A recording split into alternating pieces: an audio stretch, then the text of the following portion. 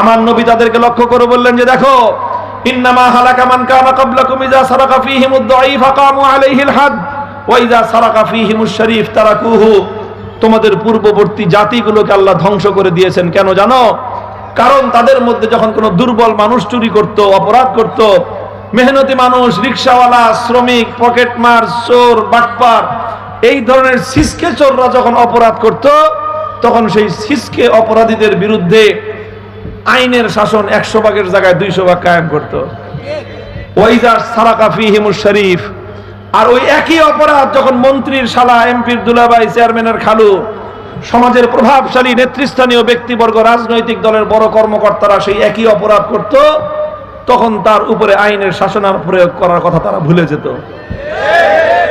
এক দেশে দুই আইন, এক দেশে দুই রকম ব্যবস্থা। এই বৈষম্য যেই সমাজে কায়েম হয়, সেই সমাজ আল্লাহর অভিশাপের দ্বারা ধ্বংস হয়ে যায়। আল্লাহর নবী বললেন, আজ তোমরা আমার দ্বারা সেই বৈষম্য কায়েম করতে চাও? তোমরা মনে করেছো আমার গোষ্ঠীর লোক বলে আমি তাকে ক্ষমা করে দিব? এরপরে আল্লাহর নবী যেই কথাটা বললেন, দুনিয়ার মানুষের জন্য সেই কথা চূড়ান্ত ভাবে, চমৎকার ভাবে এক অনুকরণীয়, অনুপম আদর্শ হিসেবে বিশ্ববাসীর সামনে আজও পর্যন্ত দেদীপ্যমান।